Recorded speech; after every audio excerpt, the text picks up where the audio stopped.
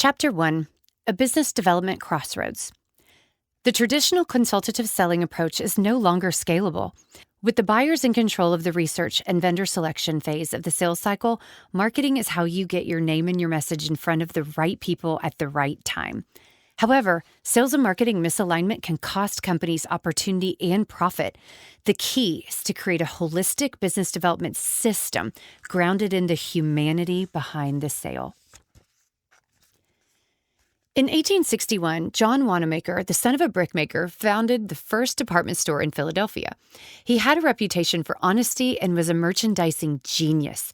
His stores were grand, featuring ostentatious architectural elements that acted as the bold backdrop for lavish events, concerts, and light shows, all to attract a crowd in hopes that once there, they would shop. Wanamaker is widely acknowledged as one of the fathers of modern advertising. Yet, at a speech in front of the Merchants Association, he famously said, "Half the money I spend on advertising is wasted. The trouble is, I don't know which half." Most people repeat his quotation to denigrate the effectiveness of marketing, but that's not actually what Wanamaker was getting at. He was in New York for the association meeting, and the title of his talk was Advertising as a Business Force. From his podium, he challenged the audience by pointing out that he didn't believe advertisers gave enough serious thought to how and why their ads would work. He gave a speech before the internet, before TV, before mobile devices and apps, and before globalization. His point was intensely valid then, and its truth remains unchallenged today. Do you know how or why your marketing will work?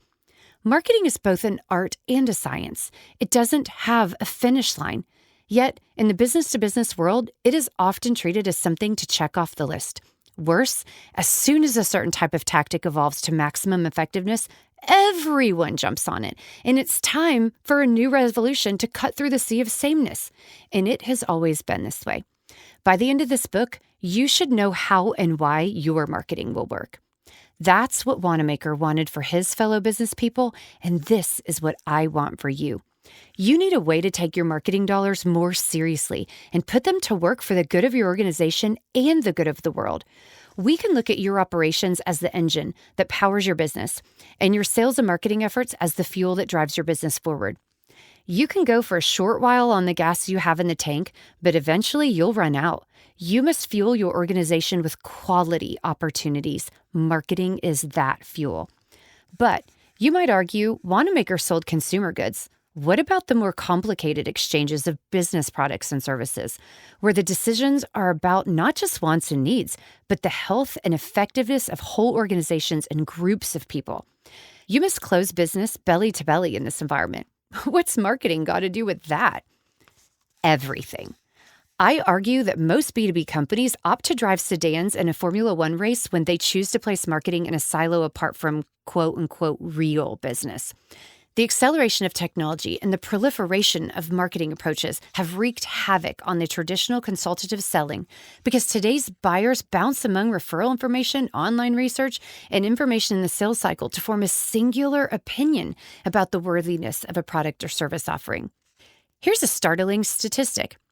2011 to 2017 resulted in 7 years of declining sales quota attainment among B2B sellers. The percentage of salespeople who hit their quota finally leveled off in 2018 at a pitiful 54%. Let me repeat that. Less than 60% made quota. Why is this happening? And why isn't this more widely discussed? Traditional sales models are simply no longer scalable because they function on a one-to-one level. One salesperson making one call at a time, having one meeting at a time to land one deal at a time. But on average, there are 8 decision makers in the average B2B sale. Each one of them will need to be moved forward in the sales cycle, but B2B buyers are pushing sales reps further out of the sales cycle. Let's look at the following numbers. B2B buyers say they are 57% of the way through their decision before they even meet a sales rep. 94% of business buyers do online research. B2B buyers engage with 13 pieces of content before deciding on a vendor. Buyers are engaging with sellers later and later in the process because they can now research and frame their decisions on their own via the internet. Buyers now control the research portion of the sales cycle. Thus, your brand recognition, digital marketing, and content, i.e. your marketing, will be what earns you a seat at the table. However, even for those who have brand recognition, digital marketing, and content, it's never been more difficult to be memorable and unique and to be heard, desired, and trusted. Research shows that you only have a few seconds to get someone's attention. Every day, a person comes in contact with roughly 5,000 brands and more than 350 ads and receives 121 emails and 94 texts. Your marketing had better be good enough to compete with all of that. This highly competitive landscape is part of a world overrun with distractions. In this always-on world, all aspects of a person's life can leak into any given scenario at any time. While researching your offering and your competitors, your decision maker could be doing any of the following.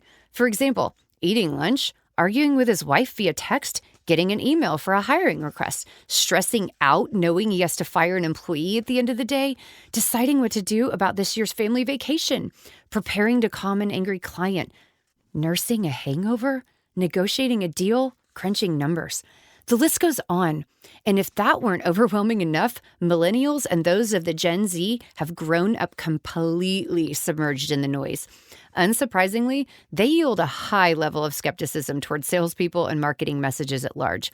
This is the face of the B2B new decision maker. And now, in a post-pandemic world, we have less travel, less face-to-face time, Zoom fatigue, social selling, and automation, as well as artificial intelligence, both speeding up interruptions and blocking interruptions. It is no longer feasible for a salesperson to manage the full spectrum of the sales cycle, from prospecting or generating leads to negotiating and closing a deal to maintaining a relationship to cross-sell and upsell future contracts. It's simply not the highest and best use of a talented salesperson's time. Just the sheer number of follow-ups it takes to maintain contact is astounding and higher than it's ever been. Many sales reps struggle to make it past 3 follow-up contacts. It takes a lot of discipline to follow up 5 or more times, and even more discipline to bring increasing value and individualization to that budding relationship. So many leaders I speak to lament that it's nearly impossible to find great sales talent anymore. But I'd argue this is false. You're simply asking a single salesperson to keep up with or compete with the mass production of business communication. According to a 2018 CSO Insight study, the top 20% of salespeople account for more than 50% of an organization's revenues. This creates a double jeopardy because what happens when your top performers are poached by your competition? You must have a strategy and processes in place that do not rely solely on superstar salespeople. Superstars are not scalable, but strategy and processes are. Simply put, it's incredibly difficult to be successful in today's B2B sales environment, and it's made all the more difficult because most B2B marketing is dull and wordy and does little to build a bridge that will bring together the people who will collaborate one day to solve an organizational problem. Business to consumer or B2C marketing is not intrinsically interesting. There is nothing inherently fascinating about insurance or body spray or fried bits of flour coated in cheese dust. What is interesting is how the marketing aligns with how we see the world. We can and should do this in B2B too. We are past due for a widespread movement towards aligning sales and marketing, and thus there is no current agreement on how to do this. While the acceleration of technology, sales, and marketing has given us an amazing body of knowledge and tools to communicate, it's also left us with very little time to incorporate and customize these best practices to our individual environments. This has led to increased buyer frustration and disengagement from the marketing message. The only real way to align marketing and sales and be agile enough to evolve your best practices and execution is to adopt a truly customer-centric approach.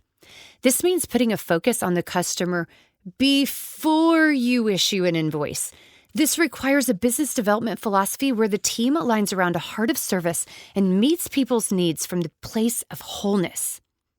This requires a business development philosophy where the team aligns around a heart of service and meets people's needs from a place of wholeness. It requires an approach where technology and marketing elevate the role of a salesperson and create efficiency and confidence for the decision makers. Why does sales and marketing need to be aligned? Because not only does such an alignment give a more cohesive, higher value experience to a prospect, but misalignment is wreaking havoc on revenue growth and creating ridiculous amounts of waste in time, leads, money, and opportunity. How dangerous is this misalignment? Some studies show that failure to align sales and marketing teams around the right processes and technologies costs B2B companies 10% or more of revenue per year. Additionally, viewing the sales function only through the lens of a sales cycle instead of a buyer's journey keeps you at a disadvantage. It is marketing that closes the gap between the two and engages a buyer in the prioritization and research phase. Marketing can provoke action, reframe the decision process, position your offering positively, and get you in the door to access opportunities your salespeople would not have been able to find. But the chasm represents more than an impact on your revenue and financial performance. This misalignment is based on the fact that your sales and marketing teams do not understand each other and are thus unable to work as a unified team.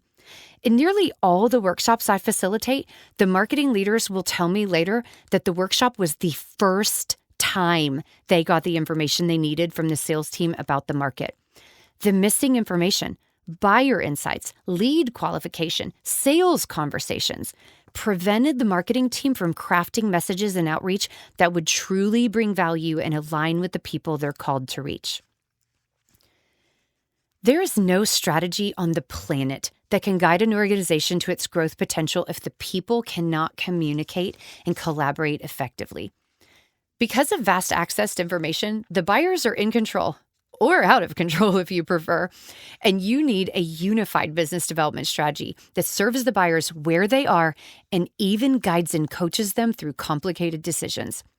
These figures are just samplings of the problem, but what's the potential upside? In my experience, it's a significantly lower cost per customer acquisition, a higher level of employee engagement, a lower churn in your business development teams, and a swift, highly efficient way to break out of a sales rut. But don't just take my word for it. Here are a few studies. Sales and marketing alignment can lead to a 32% increase in year-over-year revenue growth. Sales and marketing alignment can lead to 208% growth in marketing revenue. Sales and marketing alignment can lead to 38% higher sale win rates. Sales and marketing alignment can improve sales efforts at closing deals by 67% and help marketing teams generate 209% more value from their efforts. And now that we are in a post-pandemic world, this is going to be even more critical. With more people working from their at-home desks, we need agreement about what prospect engagement actually looks like.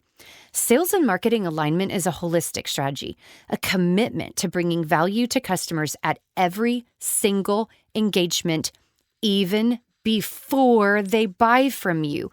There is no finish line. You must shift your paradigm to value delivery across the full business development spectrum. So, what is the exact nature of this paradigm shift? Well, let's first explore the current approach. You're solving the wrong problem. You're wondering how to better amplify your message, increase your visibility, convince the market that you're better than the competition, and get more meetings. But these are symptoms of the problem, not the real problem. The real problem is that your growth is not about you. Your potential as an individual and an organization is based solely on your ability to create a positive transformation for someone else. Your potential is tied to the success you bring to other people.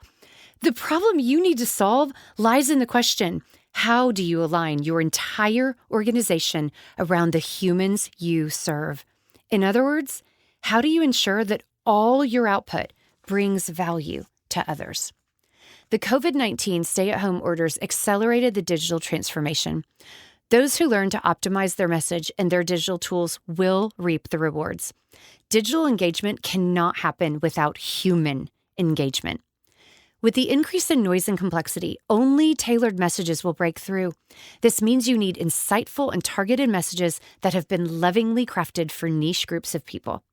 Let's start untangling the spaghetti to understand all the options and methodologies available to us and map out a path forward for our own organizations. The rearview mirror. You need clarity regarding how and why your marketing will be effective. The traditional sales model is no longer scalable without the support of marketing.